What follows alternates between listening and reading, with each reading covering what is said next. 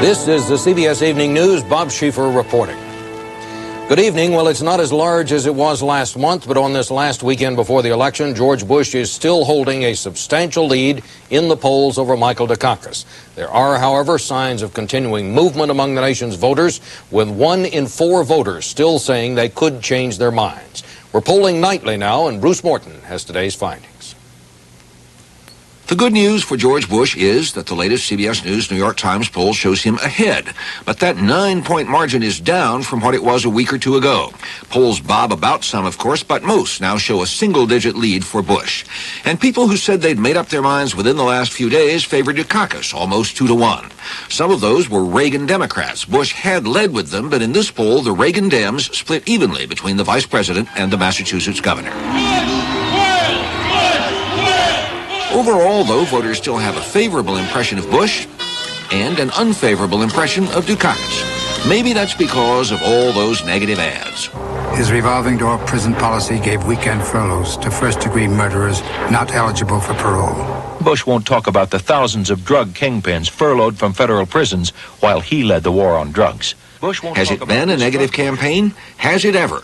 62% of our samples said the campaign had been more negative than usual, a big increase since we asked the same question just last month. People said Bush had done more negative campaigning than Dukakis.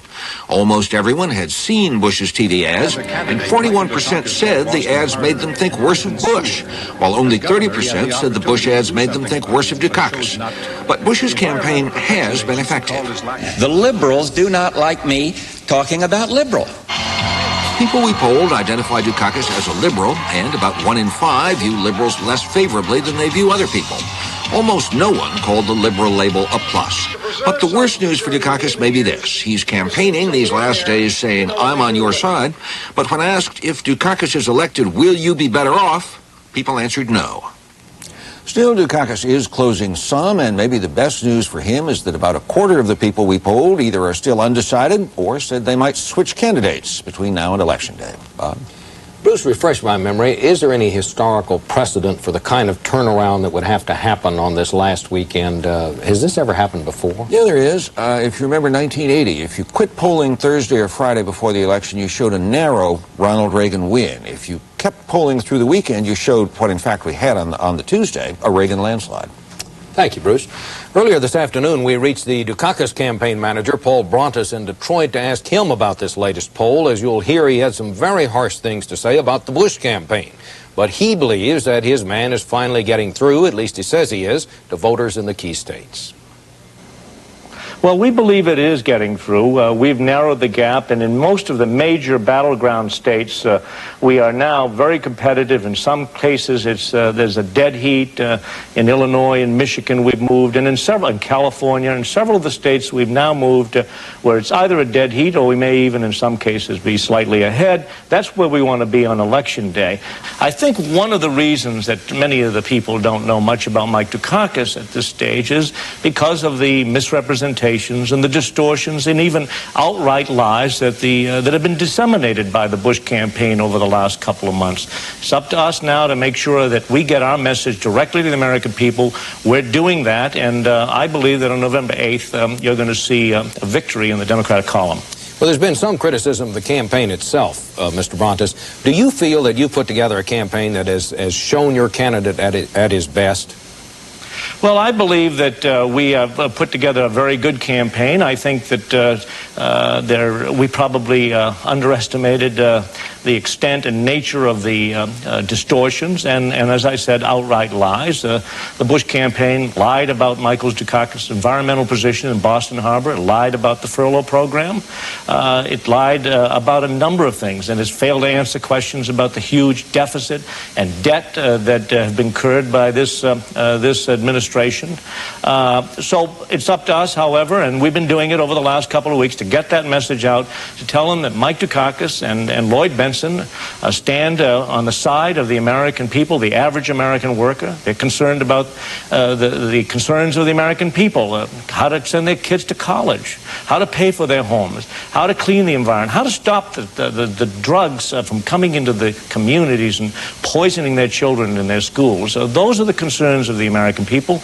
Mike Dukakis and Lloyd Benson have spoken to those concerns, have positive proposals for those concerns, and I think that's why we've been moving over the last couple of weeks.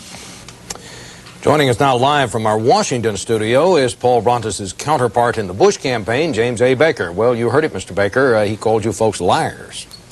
Well, you know, Bob, it's interesting to me. The Dukakis campaign has produced some 20, at least 20 negative commercials. They've run most of them. They're pretty hard-hitting, and you showed a couple of them tonight. These guys can dish it out, but they can't take it. And it's too bad that he would get on national television like that and make those charges. And you're quite right; those are some rather serious charges. I'm disappointed because I found Mr. Brontes to be a reasonable man and a man of good spirit when we negotiated the debate schedule for this campaign. I totally reject that, and it seems to me to be the rankest sort of hypocrisy when you consider that for 3 solid days back there when the general election began at the Democratic Convention, the Vice President of the United States was subjected to the most personal, vicious personal attacks on his personality and character. We've got some comparative ads, you call them negative, we call them comparative, that point out the deficiencies that we see in Governor Dukakis' record. But they speak to policy. They speak to policy on the environment, policy on crime, and policy on the economy. They don't like it because the assertions happen to be true and they happen to be effective. Well, you know, Mr. Baker, our poll shows that a lot of people don't like it outside the Dukakis campaign. 62% of the people said they didn't like this kind of negative campaigning. No less a Republican than John Conley said the other day that Mr. Bush may be making trouble for himself if he's elected because he has created animosity with these ads. It'll make it harder to govern. What about that? Well, Bob, I don't think that's the case. I think the country always comes together after these elections. But the point of the matter is that this is not a one-way street, and the whole thing was kicked off, if I may say so, at the Democratic Convention when the general election began by these very vicious personal attacks on the Vice President's personality and character, not on his policies. And now they're whining because the Vice President has fought back and pointed out the record with respect to Governor Dukakis' policies. You know, you have always gotten a good press. You have gotten a bad press in the last couple of weeks. I've read where some columnists have said you ought to be ashamed of yourself. How do you feel about that? Well, I think that we have run a very good campaign, Bob, and I do not have any regrets whatsoever about the campaign that we have run. It has been no more negative, if I may say so, than the campaign that's been thrown at us. So I simply totally reject that. Thank you very much, Mr. Baker. Thanks for coming by. Well, coming up next on the CBS Evening News, Bush and Dukakis at the end of the trail, and later the excitement of a new experience that so many of us take for granted.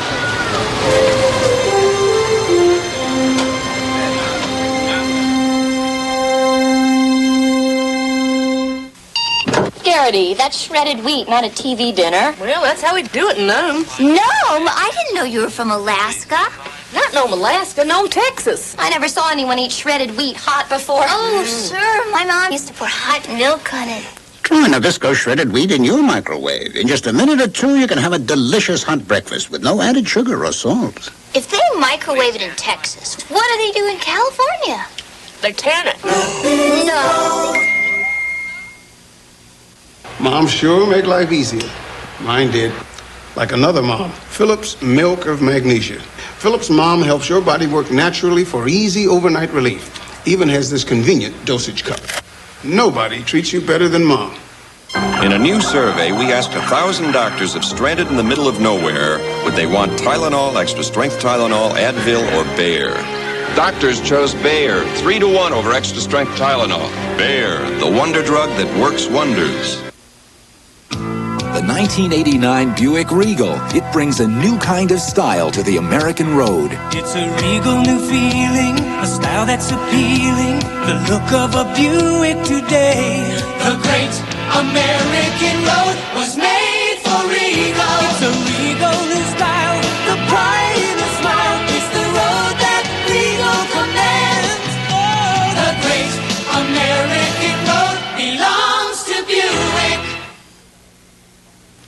Michael Dukakis kicked off his do-or-die weekend by insisting today that he is closing in on George Bush, and he accused the Republicans of celebrating too early. Peter Van Zandt reports. Believing that a dramatic come-from-behind victory is possible, Michael Dukakis today campaigned in the must-win states of Illinois, Michigan, and Texas. States Dukakis' aides claim are now up for grabs. He's slipping. And we're surging. Stumping in California, another must-win state, running mate Lloyd Benson says the Bush campaign is sinking in the polls. And I tell you, those Republicans are dropping like a rock in the polls. In Rock Island, Illinois, speakers mock George Bush. Bring up the real George Bush. There he is, right there. Richard Nixon is running again, only this time he's using the name of George Bush. Aides say Dukakis' rise in the polls is due in large part to his I'm on your side theme. That Dukakis has finally come up with a message that voters can relate to. A message that they will be hearing over and over again over the next 3 days. He's on their side. We're on your side. On the side of working families and farm families all across this country. Thousands of people are now chanting, on our side, on our side. And that means that message is getting through. 7 key electoral college states will hear that message during a multi-million-dollar media blitz during the next 3 days, including Texas, where a new poll shows Dukakis more than 10 points behind. Dukakis is running hard and gaining ground. But the question remains, does he have enough time left to achieve what just 1 week ago seemed unlikely? Peter Van Zandt, CBS News, Detroit. George Bush was fighting both Dukakis and voter apathy today as he led a get-out-the-vote drive, and Eric Ingberg has that story. Hey, thank you all. This was part of the down-to-the-wire strategy of George Bush's handlers. Get him off the podium and out among the folks. Not just any folks, of course. This neighborhood of $300,000 homes in Westfield, New Jersey is very Republican, and the door knocking a trifle more complex than a PTA membership drive. You know, if you could help with the neighbors and friends, we're down to the wire. It's a turnout to vote. The candidate manned a New Jersey phone bank, and he really got down to work with some young helpers. His schedulers, now concerned that fatigue may bring a mistake, are dialing back his schedule. We can't go any further or work any harder, and we're just going to keep doing it. Let somebody else sort out all these polls. And do I feel that I got a good shot at winning? Absolutely. He cut short press questions by deploying a child's toy known as the Terminator. Thank you very much.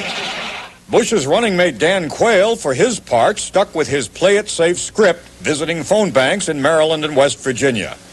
GOP events like this Bush rally that drew only a small crowd in suburban Philadelphia are now being put together on the fly. I can hardly believe there are only 2.5 days of campaigning left before we go to the polls, and am I glad of that. Bush's strategists say they aren't concerned that Dukakis is drawing larger crowds than their man. They say that instead of putting an effort into big crowd events, they prefer to shadow Dukakis around the country, then swoop down on a state right after he's left it. From Pennsylvania, he was whisked away, heading for Colorado, just a few hours behind the Duke. Eric Ingberg, CBS News, Malvern, Pennsylvania. And Ronald Reagan set off today on his final campaign swing as president. It is a mixture of politics and nostalgia. One last chance to talk up the vice president and the Reagan legacy, of course. White House correspondent Terrence Smith with that.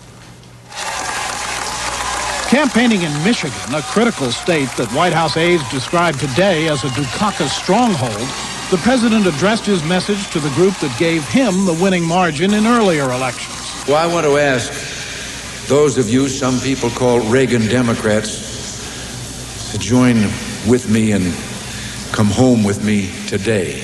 Moving on to Texas, where the latest polls show Bush with a substantial but diminishing lead, the president put next Tuesday's choice in stark terms. While we eagerly look to the future, the naysayers, the liberal fearmongers, and the Washington gloom and doomocrats talk about how they plan to manage America's decline. On this, the last weekend of Ronald Reagan's last campaign as an office holder, the president sounded almost wistful. And although, come January, I'm going to be riding off into the sunset, I feel a little like I'm on the ballot myself this year. And if you would, I hope you'll win just one more for the Gipper. Because the president sees this election as at least partly a referendum on the Reagan Revolution, he's campaigned hard this fall, logging some 20,000 miles in 15 states so far. And on Monday, he's scheduled an 11th hour nostalgic visit to California, a final bid to deliver his home state for George Bush. Terrence Smith, CBS News, with the president in Dallas.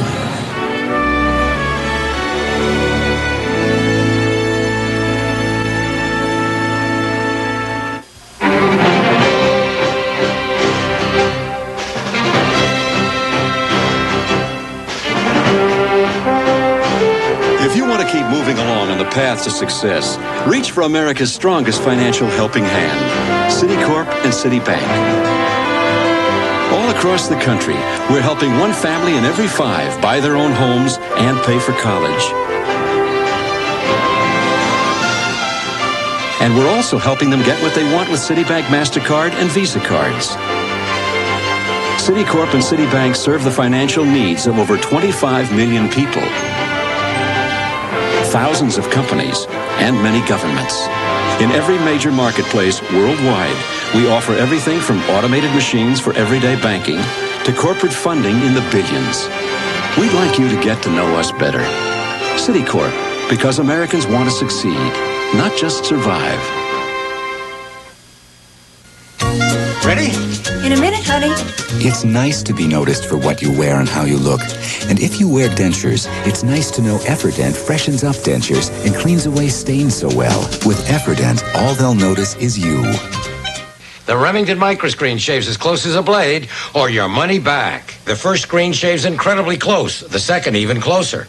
The Remington microscreen shaves as close as a blade, or your money back. And the Lady Remington rechargeable, the perfect gift. The question of who planted the so-called virus in thousands of military and university computers was apparently answered today. The alleged culprit turns out to be the son of a top government computer expert. Pentagon correspondent David Martin reports. Robert Morris, a graduate student at Cornell University, emerged today as the prime suspect in the computer virus case which shut down a government network of 6,000 computers.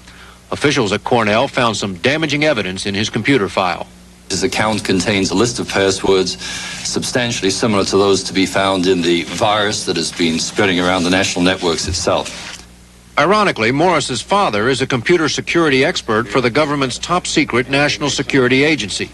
He has spoken with his son, but whether the allegations are true or not, I simply don't know. Professors describe the younger Morris as brilliant and doubt he set out to sabotage the system. So it could well be that this was his own idea for a serious experiment that just went awry.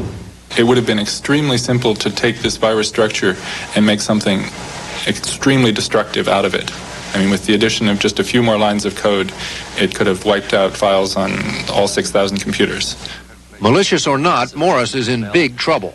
All computer science students receive fair written warning that this kind of behavior, the kind represented by this virus, is unauthorized and liable to disciplinary action. Both Cornell and the Morris family have been contacted by the FBI. It's likely he will want an attorney and will stay unavailable until he has legal representation. Morris said this virus was so large in scope it will be remembered for years to come. If his son turns out to be guilty of spreading the virus, they both could regret it for years to come. David Martin, CBS News, Washington. Thousands of protesters fought with police in 8 South Korean cities today, demanding the arrest of former President Chun Doo-hwan for corruption. In Seoul, police held off demonstrators who tried to storm Chun's home. At least 10 police officers were injured. Apparently, dozens of protesters injured, too. Poland's Solidarity leader Lech Wałęsa said today he's willing to set up a new third round of table talks with the Interior Minister on the nation's future. But he said he'd talk only if the government agrees to take back its decision to close the Gdansk shipyard.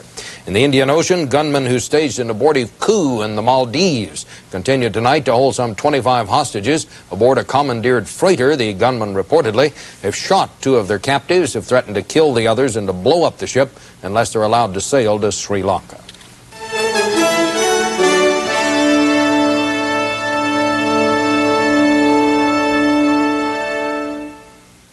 Susan, can we talk? Sure, Dad. You notice anything different about Mom? She's acting pretty wild for her age. Well, I don't just mean the roller skates. And the motor scooter. She even borrowed my new dress. Come on, Dad, what is it? A balanced diet with the right vitamin nutrition helps people get more out of life. Some are finding Kellogg's Product 19. 100% of 12 vitamins and minerals. Feel good about yourself. Not the, rubber dress. Feel like 19 again. Don't make a big fat mistake. Don't cook wholesome food in butter, margarine, or oil. Use Pam cooking spray instead. You can save 90% of the fat and calories. No mistake about it. When Mom gets a cough and cold, everyone suffers. Mom, Dad's ironing. Time to doctor that cough with Robitussin. Look, Mom's feeling better.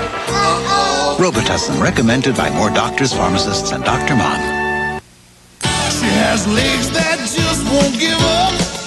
It's a feeling that really shows. She's a no-nonsense kind of woman. She wears no-nonsense pantyhose. At No Nonsense, we design pantyhose to last beautifully. She makes the most of her day. She gives it all that she's got. She's one busy lady. Her legs never stop. No nonsense. Well, if the attitude fits, wear it. Aside from the political offices being contested this election day, voters in many states are being asked to decide a wide variety of issues. One of the more controversial is a proposal in 3 states to declare an official language. David Dow has our report. Spanish, the language of more than 300,000 immigrants a year. But to many, it is the sound of America losing its linguistic roots. Do you dislike the fact that they may speak Spanish in public? Yes, I resent that. They are the kind of passions that have turned language into a hot campaign issue in Arizona, Florida, and Colorado, 3 states with large and growing Hispanic populations. Thanks to petition drives, voters in all 3 face ballot initiatives asking them to declare English the official language of their states. Arizona's measure decrees that almost all government business be done in English. English is de facto the official language of government right now. Let's keep it that way. But opponents see it differently. I think it poses a real threat to the political stability of the state, to our economic future, and to the entire concept of community.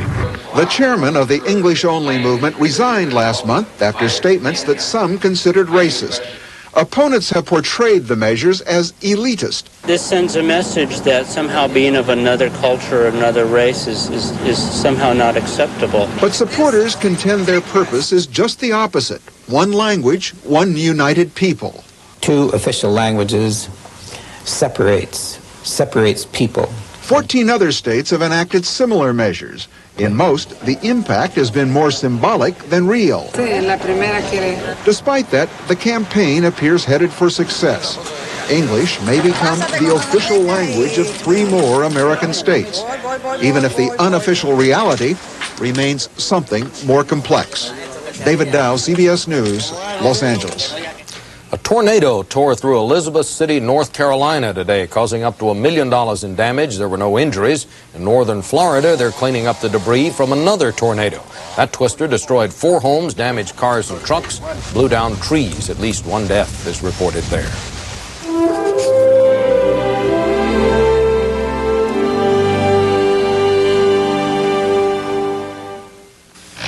So what are you doing at Dow these days, Peggy? Well, right now I'm working in agricultural research, Grandpa. We're trying to help farmers find new ways to make every dollar work harder. We want to keep this farm in the family a few more generations. Pretty tough, isn't it? You bet. So your dad and brother are going to need all the help they can get. And you can make a difference in what tomorrow brings. I won't let you down. 'Cause Dow lets you do great things. Your first blind date in 30 years, and you've got dirty dentures. I just soak them. Well, soaking's not enough. Brushing with denture gel cleans dentures almost twice as clean. Hope she uses denture gel. Brush with minty denture gel. Feel your oats. Post. Oats. Feel your oats with new Post Oat Flakes. Golden toasted flakes with whole grain oat nutrition and whole grain oat taste. Feel your oats with new Post Oat Flakes. The mortgage, Bobby's dental bill. Just as there are headaches And the car payment is overdue. and headaches, there's aspirin. And there's aspirin. Anacin. Clinical tests show Anacin relieves headache pain better. Anacin's aspirin formula provides a more effective level of headache relief than regular aspirin. Better relief. Feeling better, hun? Not just better, better. Anacin. Not just better, better.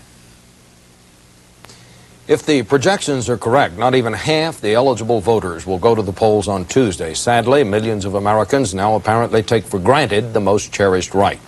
Sometimes it takes a newcomer to remind us how lucky we are to have that right. And Wyatt Andrews has a report. Okay. Don't worry, Mommy, buy for you. They live the routine life of Asian immigrant families. They shop for delicacies in Chinatown and live in the suburbs. But this year they see Election Day as the most exciting day of their lives. Not just interesting, exciting. For the first time, Duck Hyep Lam and Yu Xiali Lam, they call themselves Tom and Mary, are going to vote.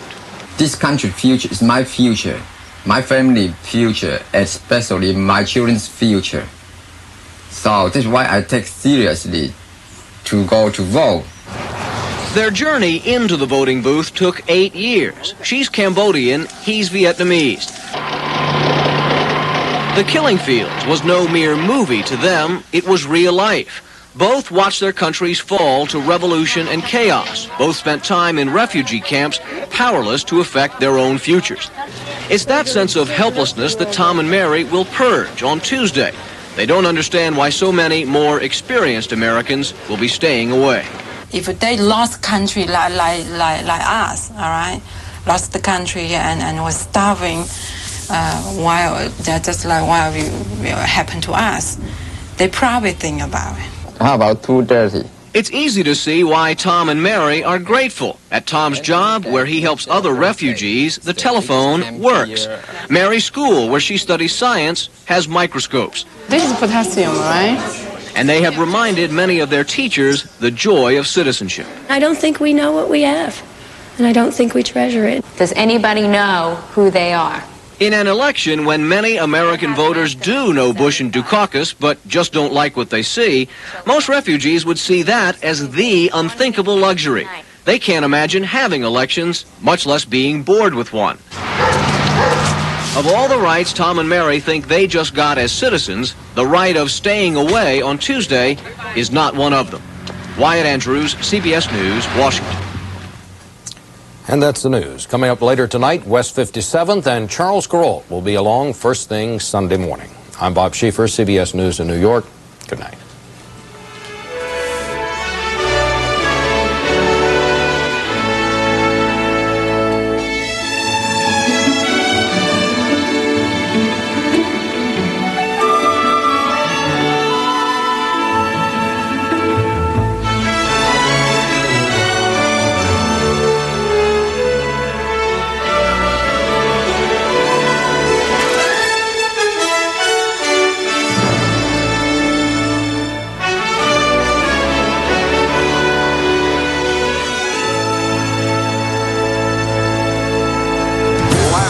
They were up and coming. Now they've arrived. The Saints face the Redskins tomorrow on CBS Sports. This is CBS. Today, most elected officials are talking about childcare. But 5 years ago, Congressman Frank Wolf was already working with parents and business leaders to open new quality childcare centers. Today, Frank Wolf's leadership has helped create 3 new centers in Northern Virginia and is helping establish more than 50 child care facilities in federal office buildings, including the Pentagon. Congressman Frank Wolf, leadership that works. Major area newspapers, the Montgomery Journal, the Sun Papers, the Gazette, the Chronicle, and more